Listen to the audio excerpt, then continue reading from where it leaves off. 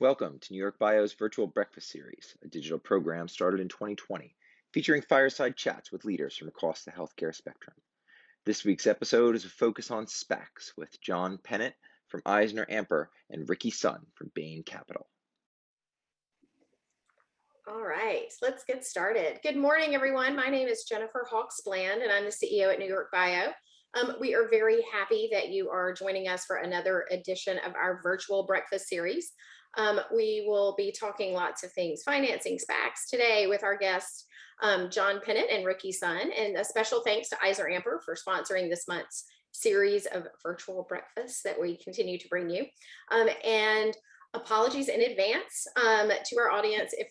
I'll try to keep myself muted. I have contractors here replacing a whole wall of doors in my kitchen, and I have asked them to be quiet, but alas, I prefer the doors to the duct tape that is currently holding my wall together. So we'll all do our best to muddle through. As a matter of housekeeping, which I remind you each week, please ask your questions as we go through our discussion with John and Ricky today in either the chat or the Q&A box. And I will turn it over to Derek to get us started. Thanks. Oh, thanks so much, Jennifer. Yes, hopefully they're using the quiet sawzalls this morning to basically cut everything out that they have to cut out. So it's great to see both of you.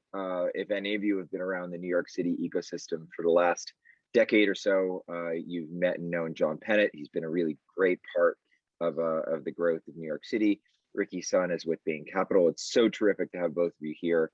This is a great topic we're going to talk about this morning. It's been, super timely now for, it almost seems like for years on end that this kind of bull market and open IPO window has been here, and SPACs have certainly been a thing and been in the public eye. So there's a lot for us to dig into today. So why don't we kick things off as we usually do with a little bit of background and a little bit of an origin story, and have you guys tell us a little bit about how you came to be where you ended up. So, John, why don't we go with you first? Sure. Thanks, Derek. Thanks, Jennifer, for having us on. We're proud to have supported this month's activities. So that's terrific. So I've been in the public accounting business for 30 some odd years. I started my career at a national firm, spent 20 years there, all on the audit side of the house. When I came over to Eisner about 17 years ago, I started on the audit side of the house as well, but then luckily got a reprieve and was able to turn the audit work over to the younger folks, because it's a tougher game. And I've been working primarily on transactions and IPO preparedness and IPO transactions, M&A deals, and things like that for the past probably 5 or 6 years primarily. And I've always worked with the technology and life sciences companies. I always like the entrepreneurial space. I find that very interesting to follow that entrepreneur's journey. So that's always been sort of one of my personal passions, if you would. And I kind of generally prefer life sciences companies over tech companies. So, the tech company founders, they're interested in, themselves and, the toys that come with it and all that. Whereas I think the life sciences entrepreneurs, they have a kind of a greater calling. So I've kind of always just felt that was just a more interesting place to operate, as I think the passion that they have is not only for the entrepreneurship, but also to actually make people's lives better. So I think that's always been pretty interesting and a nice way to help support that side of it. So that's kind of a lot what we've been doing, and certainly on the outsourcing side of the practice, the SPACs have become one of the things that's been very popular. Most of them don't have any infrastructure, so they all need a lot of help there. So we do obviously some audits and some tax work and some outsource work. I will say that one of the things I don't like about them from a service provider perspective is the immediacy. So transaction happens or an announcement happens, today at 4 o'clock, and there's like, okay, can we get these things on file like tomorrow? Like what things? Like, I don't even know exactly what the deal is yet. How am I supposed to get this done by tomorrow? Well, you'll get it done. Don't worry. All of the things. So, yeah, but that's the nature of the game. So you get used to it. You react and you move. Yeah. All right. So Ricky, why don't we kick it over to you? Sure. Great to be able to speak to everybody. Thanks for the invitation, Jennifer and Derek as well. It feels like I'm on these New York Bio webinar quite a bit. For me, I have two different types of career and spans across two very different things. For 10 plus years, I've been an academic, also biotech R&D scientist, and that's my training was. And I was lucky enough to be involved in quite successful early startup called Ironwood at that time, in almost 20 years ago. And then I pivoted my career by moving to New York and started my career as a sell-side researcher before I went on to the buy side. Over the past 15 years, I've come across, I guess, experienced both the hedge fund world, the mutual fund, both on the public side, but also spending a lot of time on the private side as well. Prior to joining Bain Capital 6 years ago, I spent another stint on the corporate side, spending 3 years at a local Boston biotech, many folks know, called Biogen, where I get to learn from many of the giants in the neuroscience area, including, you guys heard Dr. Al Sedrock just retired. And so he's been a big influence on my career, how to think about science and patient first. I've been at Bain Capital for 6 years now. The very mission why I joined Bain Capital is to be able to help and create the life science fund within the Bain Capital ecosystem. I think still early days, but I think we're very proud of what we have achieved already. One of the key aspects you're going to ask us to talk about is the SPAC. I think that's one very interesting set of vehicles.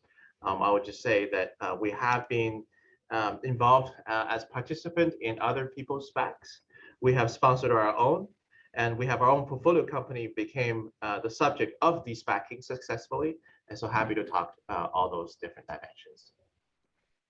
So why don't we think a little bit about, where we are in the SPAC life cycle, right? And I think we can probably think about, rewinding the clock a little bit and talk about why kind of SPACs emerged as really kind of a genuine vehicle for biotech financing when they weren't for quite a long time. And then we can think about where we are now, right? I mean, it seemed like the door opened and, everyone you met had a SPAC. It was last year's hard seltzer, right? Like there was all sorts of different kinds of SPACs on the marketplace. So why in your minds did this actually become a viable and really kind of popular financing mechanism? So maybe I'll start off with a story going back a long time, probably 15 years ago. So this is when I was at my former firm. So we were introduced to a potential client opportunity, which essentially became the company that became Mucinex. And they had an operation briefly in New Jersey, and they had said, to talk to us about getting their financial statements audited and the like, and they were going to go public via a SPAC vehicle. So our firm had said at that time, this is my former firm, they said absolutely not, hard stop, no, not interested at all. And you sort of dug into the why. So at that time, SPAC was an evil term. Mm-hmm. So companies, only used a SPAC if they couldn't go public through a legitimate vehicle. And so nobody wanted to be associated with them because, a lot of times, even the SPAC instruments themselves, you had no idea what they were going to go into. So even if it, seemed like a credible group of people, you never know if they're going to do, online casinos or porn sites or biotech companies or anything. You just had no idea. For all of the above. Yeah, and they did. So it was just sort of a place that was a really bad place. The SEC didn't like it, and no one sort of liked it. So it was sort of like a vast wasteland for a whole lot of years. And then you sort of look at the new generation and how that started. And you see people that are the sponsors of these SPACs are highly professional, industry focused. You have a particular goal in mind, as opposed to just, well, if we raise money, if we build it, they will come. Yeah. So I think it's really just an entirely different generation and type of setup, at least mindset wise, in terms of how that goes. Mm-hmm. I imagine if you have, the SPACs that are built by credible funds, and you guys can chime in on this, one of the big drawbacks of SPACs previously was the holder of the SPAC and the warrant coverage, right? So you had this terrible cap structure, and you had all of these warrant holders that were sitting there, and more or less they depressed the stock. You were over the counter anyway, and they basically looked to flip the stock after the warrant coverage. So it immediately put you in a hole. And Ricky, I imagine that Bain Capital doesn't necessarily doesn't worry about the warrant coverage on their SPAC. I think they're probably in it a bit more for companies that they actually believe in. Yeah. Maybe that was a reason that this got to be a little bit more credible, was the people behind it were a little more credible. Yeah, I think John's story is a very good one. If you asked me in 2019, I would have told you over my dead body, no way we're sponsoring one, no way are we even contemplating one. And so, because I heard, oh boy, these are, not so, first class folks, and there are different motivations for doing these things. I think our thinking really evolved in early 2020. We realized that a couple of things were happening. Derek, to your point, number one is that I think more credible people start to think about getting to, I will call it alternative vehicles for financing, and we consider SPAC as a financing vehicle more than anything else. Yeah. So that was the first revelation. The second is, how do we make sure these are credible rather than a not credible or reputational damage to anyone who's involved in it? I think with credible people coming in, what the second order effect is that they also took away some of the, I will call it quirky, or perhaps the factors that make them quirky or not as credible, which is, as you pointed out, which is the warrants. And for many years, people trade around the warrants, not really the underlying. And so when we did our own, or we participate in others, all of those do not have these warrant structures. So we want to make it equal to everybody, right? And in that sense that people are not having different incentives to do this. And the third piece I thought was really interesting is, as we get deeper into these things, is that, okay, well, you better come up with a reason why SPAC financing actually makes sense versus a very popular and hot IPO market, right? Mm-hmm. I think what you're trying to figure out is a way where actually this SPAC thing actually makes sense. And so, long story short, when we kind of peel the onion on all three, we felt that, okay, maybe there is something here. We're not saying that, oh, this is the end all be all and end all approach, but it's one of the approaches you can take. So we keep this as an option versus this is a must do. And one of the things that I had heard, which I thought was kind of an interesting take on this, was that during the IPO wave that's been going on in the biotech sector, so many of the hedge funds had been sort of not been able to get in on the IPO the allocation. Reason being is that the crossover groups took over so much of that piece that there really was not a whole lot left. So one way to look at the SPACs, especially in the biotech world, is that you've kind of created your own allocation. You are the principal, if you would, as opposed to, well, how come I get just such a small allocation? I've been a normal participant in this. So I think that's it's kind of an interesting way to look at it. Yeah, I want to just build on this, John. This is one of the primary motivations early on why we did it, is because we felt that for us to get the right participation for the right opportunity, this is another way, right? We see this as the same as, okay, well, we're private investors. We're looking at financing Series B, C, D, whichever it may be. Well, if there's a greater company out there who's doing this through a SPAC process, we should be ready for that as well. And as you say, allocation becomes an issue. If you have the right people around the table, wouldn't you love to do that anyway? And so one of the first things we did is to carefully curate and figure out who do we think are the right people as a sponsor, but also within that particular SPAC, who's also involved, so we can say, okay, do we want to be part of that ecosystem? Yep. So if we kind of zoom back out to where we are now, we have this initial frenzy. We have a number of companies that have leveraged this vehicle. Where do you think we are in this life cycle? Right? Do you think we've peaked? Do you think we still have air left in this kind of vehicle? Where do you think we are, just from a market perspective?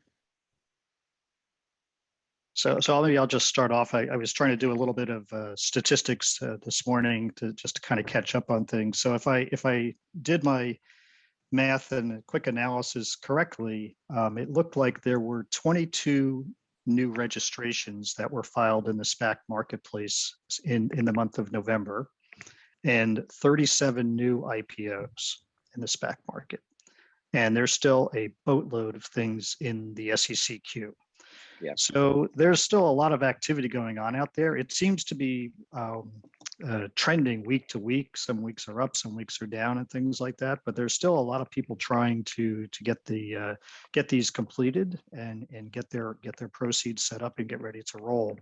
I have seen a couple of organizations hold off a little bit, and I would say they tend to be smaller ones as opposed to larger ones. So maybe non-professional groups, so just a group of people maybe coming together saying, hey, we're experts in an industry X, Y, or Z, and we could go raise some sponsor money. I think those are maybe struggling a little bit more than true sponsors, if you would, who are already professional funds. Ricky, love to get your take on that. Yeah, John, I don't have this statistical power that you have with all your training. That's very helpful. It's just the internet, that's all. But actually supports kind of what I see more kind of from a macro trend point of view. I think you're right. My own view is that the SPAC sponsor game has slowed down or will slow down. And I think one of the things we are seeing is that when there is profit to be made, more people will jump in. I think that train may have left the station last year. And so what you're seeing here now is that just like any interesting financing vehicles, I think the best experts will kind of float to the top. Everybody else is like, okay, maybe that's not so much for us to play anymore.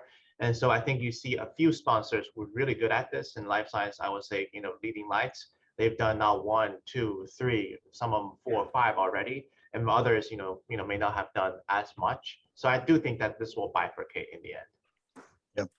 Yeah, it's been interesting. I think some of the groups, like I've talked to a number of highly seasoned experts in a particular field, and sort of the conversation about me and 3 other folks are going to get together. We're going to create a SPAC, and then, by the way, do you know of somebody who'll put up the sponsor capital for us? I was like, well, I think that's the hard part, So.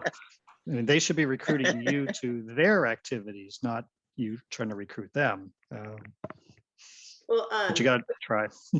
Yeah, we actually have a good question from the audience that fits in here.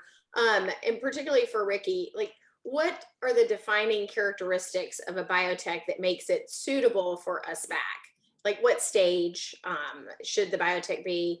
And then what should a biotech, I guess, entrepreneur be thinking about, right, as they think about future financing vehicles? Yeah, that's a great question. And that's the thing that we ask ourselves first a lot. It's not for everybody. It's not a stage situation. I'll define it differently. The way I'll ask is, if you have 2 financing paths, one is called private financing and IPO. The other one is called de-SPACing from just a company point of view. Why choose one over the other? What is the decision point? I think that's how we think about this. I would say is that by and large, SPACs start to make sense if you have multiple assets. Big platform requires a lot of capital that you need to raise. This may not be as smooth or as straightforward from a private financing they call crossover round plus an IPO, right? Where I think the de-SPACing process, typically you have a SPAC sponsor with its own SPAC of, call it 100 to 200 million. And concurrent with that, they can raise another pipe. So if you can do both, then the amount of capital you will be able to raise perhaps is more favorable relative to the 2-step process from a crossover to an IPO. So that's kind of how we think about it. Now, that said, I think there's also a value situation as well. I think if you are on the management side of a company, you should need to also think about what value are you thinking about? Does that make sense? And can you raise that much of capital? If you raise a significant amount of capital, it's super dilutive to your existing shareholders and yourself. Is it the right thing to do? And the second is that if you think about SPAC, right, there's also a promote for the SPAC sponsor. So if you were to add all that math together, all of a sudden the dilution becomes disproportional, especially when your value for your company that you decide at is of a smaller chunk relative to what you're trying to raise. Right. Yeah. Do you think there's a little bit on the management side of, FOMO, if you will, fear of missing out on any window to get public, right? I mean, everything you said from a dilution calculation, all of those things are very real, but I think a lot of the management teams have to weigh it against, are we always going to have the option to pull this lever, right? Are we always going to have the option to go be public? And that's a real challenge. It's you can never rewind, and you can only say you've made a good decision in hindsight, knowing how that decision worked out. You kind of never get to know what would have happened if you waited, right? It's a genuinely difficult thing for management teams to deal with. Yeah. Go ahead, John. I was going to maybe just relate an example of a client of mine who they went public via a direct listing as opposed to a SPAC transaction, but the conversation was sort of the same.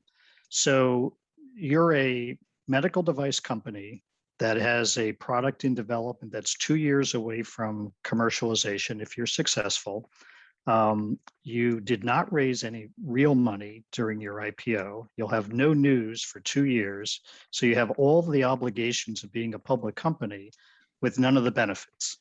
So why did you want to do this? So congratulations, now you're public. Yeah, we're happy.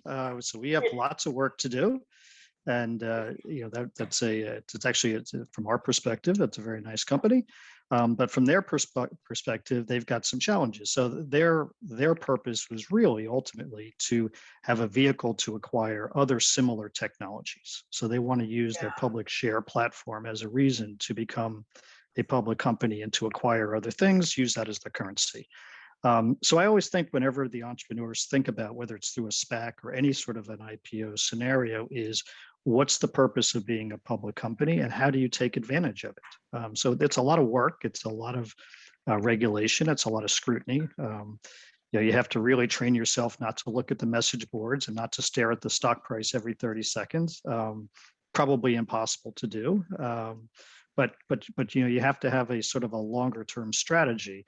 And I think in this marketplace, companies that really have no business being a public company have all been approached by SPAC promoters, by small investment banking houses, by large ones, by foreign investment banking houses saying we can take you public in this market, in that market.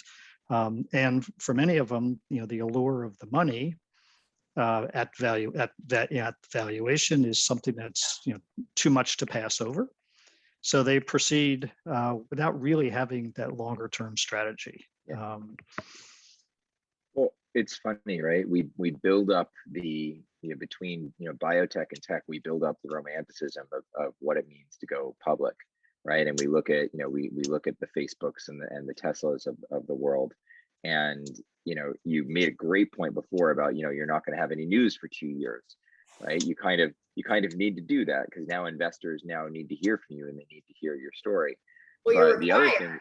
The other thing, exactly, you're required to give news, whether it's news or not, right? Yeah. Right.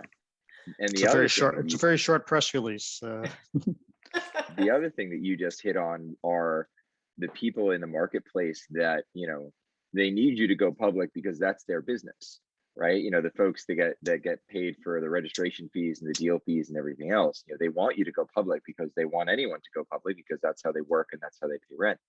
And it's a thing where if you're a company that someone's approached you with the potential to go public and they're super confident about it, it's probably pretty easy for entrepreneurs to buy into that and say, yeah, I'm, all of these people have confidence in our business. This is a good idea for us, right? So do you see that in some of the companies that you work with now? Is that a little bit more pervasive, especially in this stage of where the market is?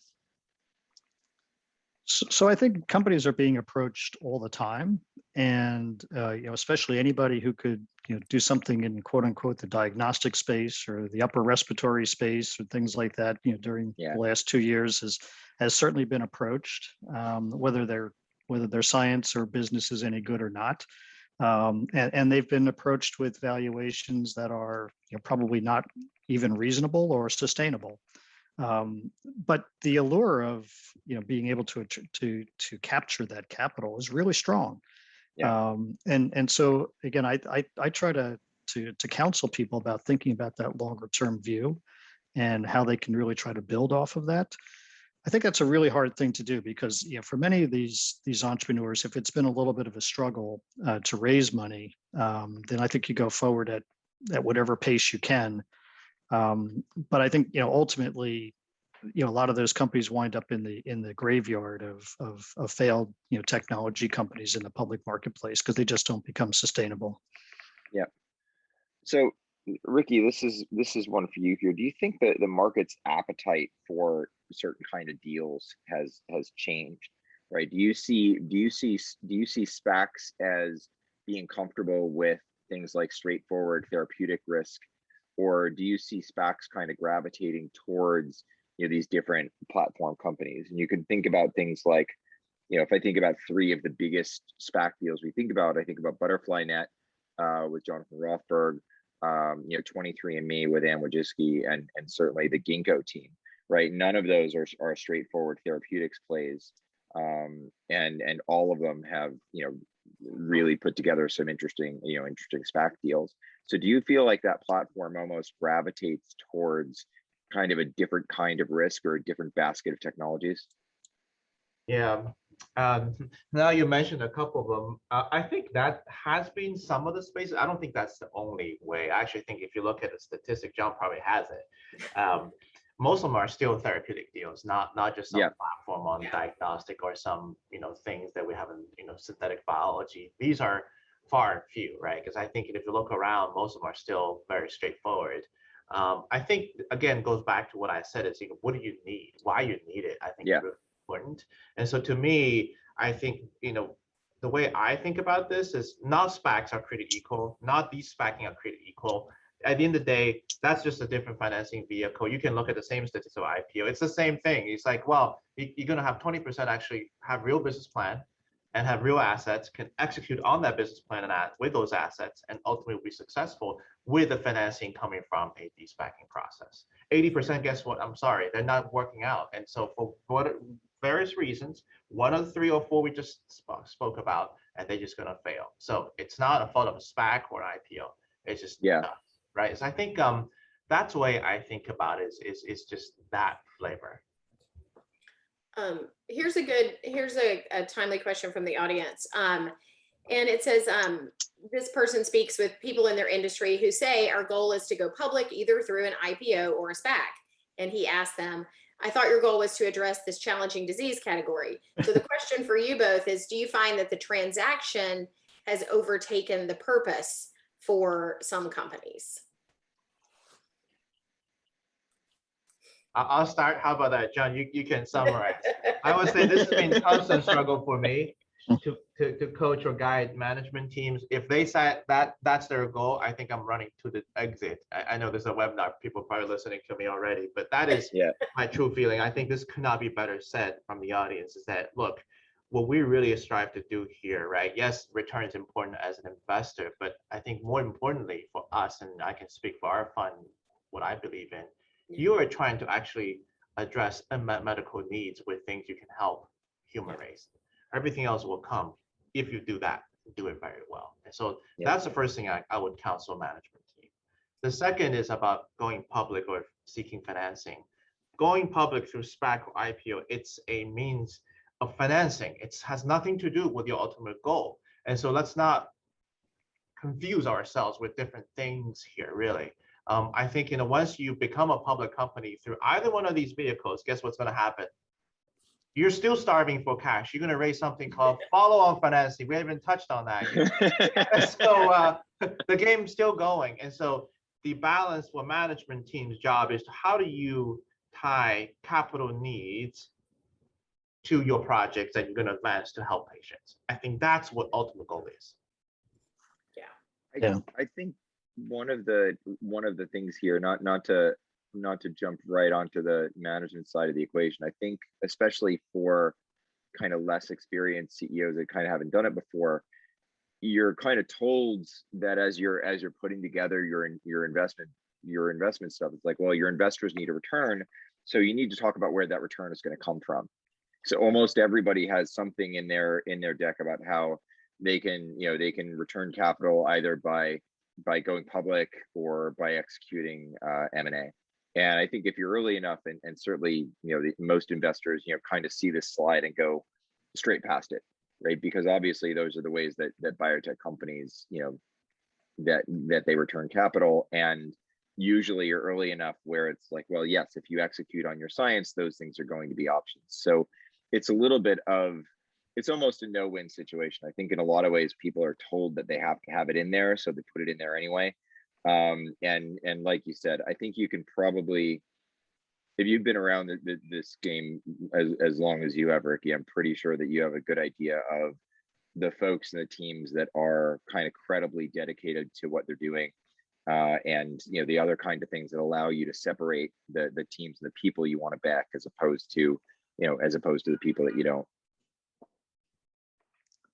I think when you look at the, I think the point about the IPO is just the means to finance the business. It finances the next round of clinical trials, whatever the process may be for that particular company. So it really is just a financing tool. So it's not the exit at all. So Right. That part of it, the equation is out of balance. And for a lot of people, and I'll say less experienced entrepreneurs, that's what they kind of tie the exit to, will be my IPO. And, you have to coach them up to say, that's really just the start. That's not the exit. That's the commencement process. And often that's when you sort of realize that entrepreneur probably would not be the entrepreneur to take them through that IPO. So, kind of thinking about the skill sets of the team and whether they need to have different skill sets. And I think that's where sort of the bigger picture strategy about how you're going to finance the business. Ultimately, what does your business want to be? Do you want to be a commercial entity? Are you just going to be an R&D shop and then out license to others and try to do it again? That becomes, I think, a really important strategy that oftentimes is not really thought through. We see, like, as a member of MABA, we see like a lot of the entrepreneurs come in and pitch, and through my job here at Eisner, I get to see lots of early stage companies as well come in and they pitch, and you sort of ask them. I always ask them what is their exit strategy, and so a lot of times it's we'll do an IPO. It's like, okay, so you're way preclinical, you're still doing, you don't even have a proof of concept yet, so what's going to get you to the point where that could even be a topic of conversation, because that's not even, shouldn't even be thought of at this point in time. So here's another one too. This is a great transition, John, because we now have all of these companies that are public either one way or another. Do you think we are at the point where we have a number of entrepreneurs that may be learning the first time? Right. So this is a bit of a compound question. The first question is, are we providing, first time entrepreneurs and CEOs that are public with enough support? And the second part of the question is, are we ready for kind of a governance hangover? How many companies a year from now are going to be looking around and calling you up, John, and saying, yes, you mentioned follow-on financing before. Can you tell me a little more about that? What does that mean? Right. Well, the unfortunate part of our world, right, is that we have to deal with that really evil term that that going concern consideration, right, is in your audit report. And usually for biotech companies, that's a much easier conversation than for any other type of companies, because either you've just raised the money or you're in the process of trying to raise money. So it's usually a pretty binary outcome. There's usually not a lot of, well, if I do this, I could do that. So it becomes kind of binary. Other businesses, it's like, you're much more dependent on, is my sales volumes going to increase? Can I raise my prices? Am I going to collect my receivables? Things like that. Much more difficult conversation. But I think, when you look at the entrepreneurs who have gone public recently, it is sort of interesting. So a lot of companies will take on a veteran CFO type to help them get through the IPO process. So there's a number of veterans who kind of go from IPO to IPO. They put their 2 years in and they move on. They bring some credibility to the story, and I think they also bring some discipline. So I think helping entrepreneurs maybe who are not so experienced think through what their strategy should be, what their messaging should be, how to think about, just getting beyond the IPO and thinking about the next steps. Not all groups have that, but I think probably more groups probably need someone like that. So then they use other advisors to help them try to think through that process. Maybe not having the name on the book is not as valuable, but they still need to get that advice in terms of thinking about how to position the company. Yeah, I'll build on that. That's actually a really important one. I looked at the statistics yesterday, so I there you go. You got There we go. now. Since We're pulling you 2013, 400 plus IPO companies, either through your straight IPO or maybe these SPACing processes. So I think that's, to John's point, this is a real issue here, is that you don't have that many professionalized, experienced financing chiefs, whether CFO or otherwise, to be able to man all of those. So how do you do this? And yes, there is I will call it, from company to company CFO processes, but there are other things as we think about how this could work, right? Number one, and for us, if I tell you this 6 years ago, I say, well, it might be okay. I have identified 1 or 2 really great CFOs who's done it before, but now we have 50, 60 portfolio companies, 30 of them maybe already public or thinking about going public. Well, how do we do that? And we recognize this issue. I think once you build a franchise, one of the things we realize, what do these so-called public company CFOs or the CFO's office actually are great at and has to be done? Number one is really having a great investor relationship strategy, right? And so there's IR strategy you need to do. And there's IR communication starts with the CFO, right? Those are 2 major components people think about. And the third is, how do you really interact with investors and making sure that both the buy side and sell side has the understanding of what you're trying to go do. And so for us, it's important to have that CFO, and many of them may be first time, they haven't done it before, but they're rising in the organization to do that. If you go through a de-SPACing process, boy, that's a lot of work. Very few people have ever done, even the CFOs. So how do you get there? So from a franchise point of view, where Bain Capital and where we are good at is we're the kind of the back support for all of this. In many ways, we will be able to partner with our portfolio company CFO's office to say, hey, this is what we have seen. Hey, these are the type of strategies we think could work for you. And what are the key pieces that you like to have so that we can be your partner to get you through this first time process, right? I'll just add one more point, I think specific to SPAC. People probably didn't think about this. If you go through a traditional IPO, guess what happens? There's going to be 3 banks, sometimes 4 or 5 banks who will cover your stock, so to speak, right? So your IR strategy and messaging, communication is much easier through those means. What happens in the SPAC process? There is no coverage analyst per se. So it's upon the sponsor to help with the management to figure out how to get that message out there and to provide the right level of coverage or be able to connect that. And I think this is where I think full circle back to what we asked before, right? What inning is the SPAC sponsoring game? What you're really looking for, why some of them done 3, 4, 5 and being successful where others have struggled, is about having the right capabilities as a sponsor. That matters. Yeah, no, I think that's probably one big area where there's a bit of a hangover and a bit of a learning curve, especially for people that haven't done it before. So at least with the IPO, you have the benefit of the roadshow. You're talking to literally everyone, and when you go public, even if they weren't part of the IPO, they've probably heard of it, right? The story's been at least socialized, and like you said, you have a bit of a running start. With a SPAC, like John said, you file the paperwork at 4 o'clock the day before, and then you're public by the opening bell. So it's a thing where you kind of need to have a strategy for that. You still have the work, right? But maybe it comes at different points through the process. Yeah, quite a bit of work, in fact, quite a bit of work. I would just say is that, when we did a de-SPACing of our own portfolio company, I guess 2 years ago now, called Cerevel, I would say it's a lot of work, actually. It's no different than trying to go through an IPO process, especially on I would say from the audit and that is the same thing you have to go through. I would say what's probably different is around, the concentration of time you need to spend versus spread across, 6 months, you're always fundraising. Yeah. And I think Yeah. in many ways, why we chose to do that is, for management has a big layer of work operational need to focus on. You might want to optimize their time versus trying to spread it all across, and then they can't do their so-called day job. And it's always Right. about financing.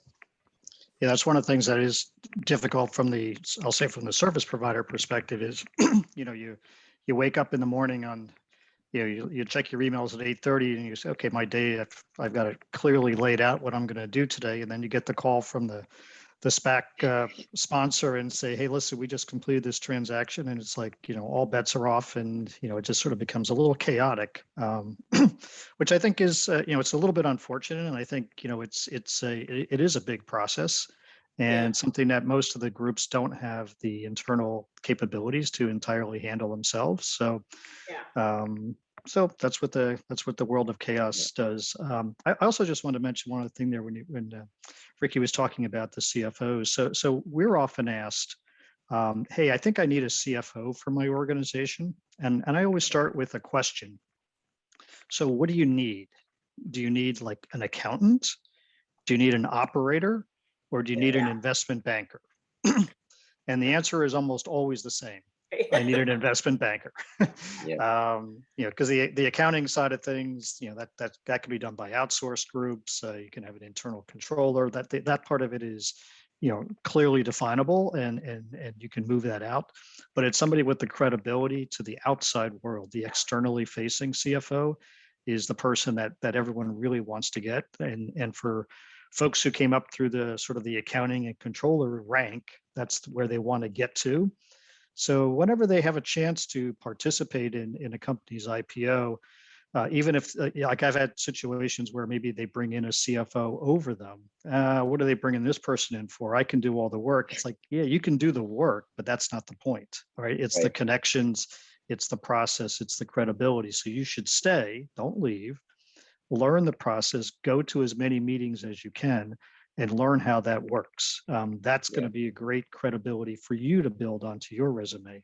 So when people say, who do you know from the investment community, you can actually point to some people that's real, as opposed to just random names from webinars and conferences and things like that. Right. Is And that also, the most? Oh, sorry. No, go ahead. I was just going to say, is the CFO role and making it more externally facing as you say graduate through your financing options, right? And you're thinking about tapping the public markets. Is that the most important or often changed member of your founding team? Well, that's a big one. And I would say the other big one is, whether the founding CEO is got the externally facing capabilities to go through that process as well. So oftentimes we'll see that person maybe move to a CTO role or something like that, be a super important contributor to the roadshow conversations when they're talking to the analyst about the science. But having somebody in there who's more of an operator, who can look at that sort of the bigger picture and allow that maybe scientific founder to focus on what they're best at. So kind of putting people in the highest and best uses. Yeah. The other thing that the other puzzle piece that people add a lot of that's in demand is you think about these companies that are very likely going into clinical trials. I see a lot of demand for a strong CMO. Somebody that's been through the clinical trial process before. Certainly when you have a company that's either a discovery platform or anything like that, unless you have leadership that has gone through a number of clinical trials, that's a huge piece to add to your management team. Absolutely. Yeah. So Ricky, when you think about this now, we talked about, the pipe and everything before. Do you still feel like there is a strong appetite for that kind of funding? And the other piece of this is, how finite is the analyst universe, right? Coverage. So we think about two things really: coverage and pipes. Do you think those two things are still in enough supply where this market can continue to grow? Yeah, I think pipe will still be there. I think a SPAC without a pipe doesn't feel like a strong the SPACing process period. And so I do think that if you're going to do one without the pipe, people actually will be suspicious. I do think the vast majority you have a pipe. The question perhaps we should ask ourselves is, will we see a size deterioration of the pipe? That's a supply demand equation. I don't know that for a fact yet, but I do see that in the last couple of quarters, the size start to soften a little bit. I will say that that's been my experience. Now, it could very well be that the appetite, supply demand is getting more tilted one way, or the other thing I'm thinking about is maybe is it possible also the quality of these SPACing candidate has not been as high over the last 6 months or deteriorating, and so therefore, as an investor, a consumer of this transaction, how do I feel? So maybe it's a bit of both. I think you've seen some valuation declines in some deals as well, right? So kind of renegotiating the terms a little bit and either pushing down the valuation or dilution. Correct. So I think you're going to see all of these. The other aspect in terms of just the analyst coverage and kind of the I will call it share of voice, so to speak, on the investment circuit, I would say that has not been a super issue. One of the things I've seen is if you were a SPAC sponsor, you had a bank or maybe two who worked with you, and so those naturally will be also be interested in having their analysts cover you. Outside of those, I think really comes back to the company's senior management relationship, also the SPAC sponsors relationship on Wall Street.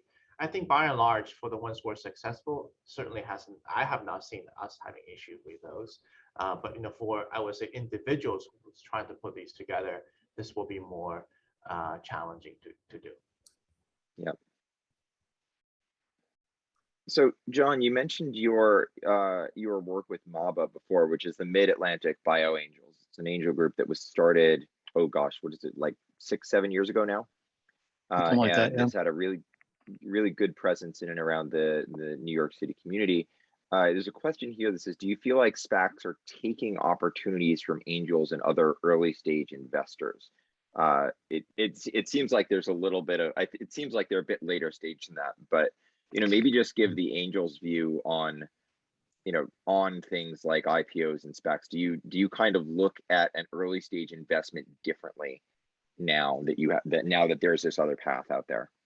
Yeah, I think it's a little different for angels, right? So because we're not funds, we're not venture capital funds, supported by the pension fund from school districts or the United Emirates or whatever. So you're putting up your own money.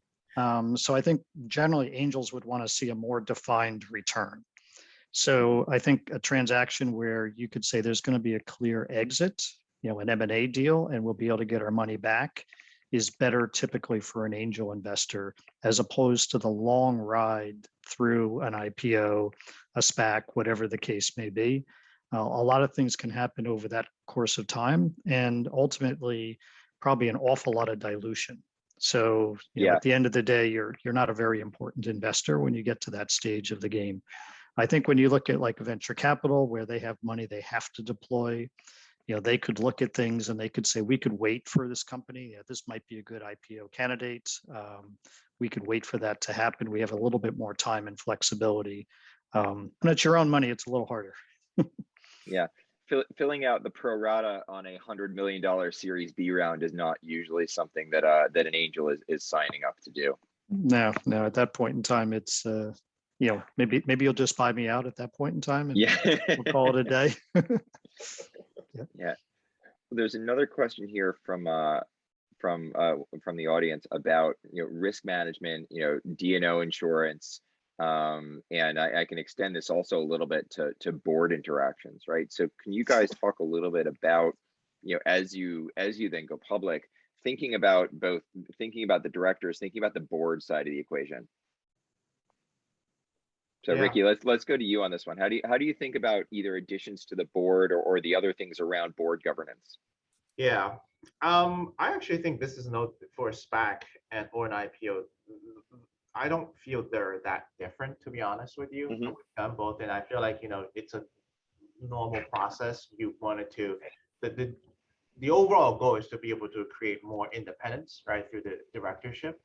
Also, B is more importantly not just independence, but actually be able to get really great directors who can help guide the management team, right? Whatever the angle, or not angle, I say the key pieces may be they're looking for. I think that's the way we think about it. So we've done both from the SPAC and of course many IPOs as well. So I don't think that's the issue. I think raising whether this is a issue for D&O insurance, I don't know that for a fact. I feel like they're also pretty much the same. And one thing I do know is D&O insurance for non-profitable life science company has gone off the roof and hasn't really stopped. And so there's a real asymmetry in terms of supply and demand situation here. But you know, that's the one thing as a part of the audit committee member, I get shocked by every December. It's like, oh my God, we got to renew. Are you kidding me? Like, what is this? Is this 10 years or 1 year? How many years is this D&O contract that we're looking at here? I think that, you know, the So- supply and demand side of things runs across all, you know, just business in general, right? So, you know, right now, obviously with the capital markets being what they are, like in the world of accounting, you know, there's way more demand for services than there is supply. So, you know, that's driven auditing firms to drop customers. You know, so it's become, there's just less people in the profession than there were a couple of years ago. So, you know, the regulatory environment, the requirements to meet the professional standards continues to rise. Pay scale continues to rise as well. So that's good for employees, but it's a tough business. So, and I think you're going to see, you know, continued, you know, readjustment of those processes. You'll see that probably with D&O as well.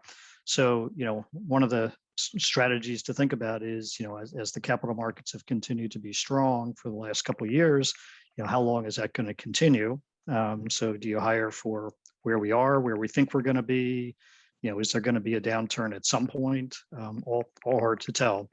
And I think the other thing just on governance, maybe to touch on for a second is, you know, so a lot of times the SPAC organization itself is obviously, you know, it's a group of executives who are, you know, looking for the company to do the de-SPACing transaction with, and looking at the funding side of the business. So they don't have a lot of, you know, internal controls and governance themselves at that level, but they are a public entity, so they have to have, you know, at least an element of that in place. And the companies that they're targeting, you know, are private companies for the most part, and generally have not gone through that process yet. So we've seen a number of instances where, you know, they've had audits done, but maybe not very deep in terms of internal controls, maybe not PCAOB audits, definitely not Sarbanes-Oxley level documentation.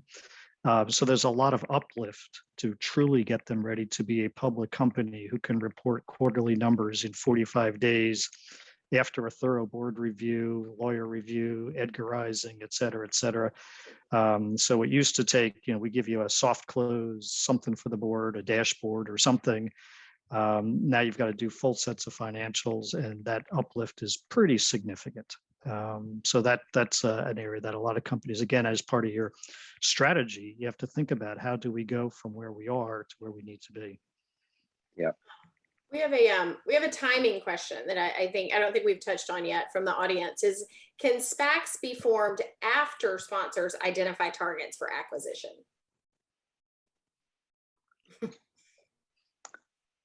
I'm not sure the answer to that legally. I would imagine that most times the sponsors have some pretty good ideas of what they're interested in. So they probably have a short list. I'm not sure if they're allowed to have a sort of a target already identified, but yeah, it seems to be going against the point of forming a company in order to then look for, right? We have several people saying no. Yes, the audience is crowdsourcing. At Yes. least one lawyer has vociferously answered no, and Yeah. someone who's anonymous felt he didn't do it strong enough, so he yelled no with an exclamation point. I would think that Thank would you, make audience. sense. That's good. All right, so we're coming close to the end here. So why don't you guys give us the 30-second version of what you think the next 2 years look like from a public market standpoint? You know, where do you think we go with this market, and what do you expect to be thinking about 2 years from now? All of the caveats included here. Let me start on that one there, Ricky. Yeah, go for it, John. All right. Okay. So I think there's definitely going to be a continued marketplace for SPACs. I don't know if it'll be quite as large as it is right now. I mean, there's a number, I don't know, 50, 75, maybe a year that probably makes sense. So you can get good quality companies. So I think what you've seen over the last couple of years is that there's probably been too many SPACs that were formed, and in the de-SPACing process, or companies considering SPAC transactions, probably companies that shouldn't necessarily be public companies have gone through that process. So I think it'll be a little bit of a weeding out there, and the stronger will survive. So I think you'll still see a pretty active SPAC market, but just maybe sized a little better. I think you may find that some of the companies that they look for may be a little bit more globally focused, just as maybe some of the cherry picking in the U.S. markets has already been completed. So I think you'll maybe see some interesting things from overseas going through that process as well. But obviously there's an awful lot of innovation that's occurred in the biotech marketplace. And that's going to need to be funded if it's good quality science. So I think as that science evolves, there's going to have to be financing markets. There's way too many programs out there than there is money. So again, I think there'll have to be a culling of which programs do get funded. But those that do make it through that culling process will be looking for the capital markets, I think, to come through with the funding necessary for that. Okay, I would just say I agree with John. I think the SPAC number will shrink down because there's a 2-year shot clock, so to speak, right? And once you form, and so I think with the backdrop being the way it is, I do think that most of them will struggle to find. And once you don't do one, I don't think you want to do more, right? That's just obvious. I think the ones who have done very well and have the right capacity and also the reputation will continue to have that option. But I think it is an option. I don't see this as like the mainstream of a going public approach. I would say is that the second piece I would say is I imagine also the valuation that we saw last year or maybe even early this year may not be sustainable. So you may start to see that depending on how the IPO market environment will be. And if it's the way it is now, I suspect that SPAC will still be an attractive option, but at a value that's more reasonable versus, the management picking whoever can give me the top dollar, so to speak. I think it will be more rationality of, looking for the right kind of company for de-SPACing. I think the days of, let me put on a piece of paper a big dream may or may not get the SPAC sponsors real interest. I think what I'm trying to share here is I think more a sense of realism going to 2022.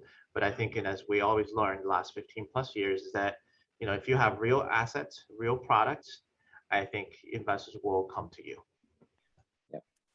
Thank you. This has been a fantastic discussion, especially as we lead up to our December 6th Emerging Biotech Company Showcase down at the New York Stock Exchange. So we had a special purpose in discussing SPACs and financing. Oh. I'm like, She's been waiting for that all day. Oh, there it is.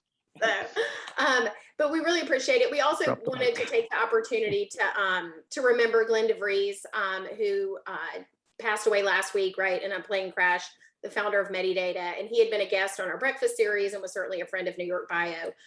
So we're very saddened by his passing, but thankful for the work that he accomplished while he was with us. With that, we especially thank John and Ricky today and Eisner Amper for sponsoring us.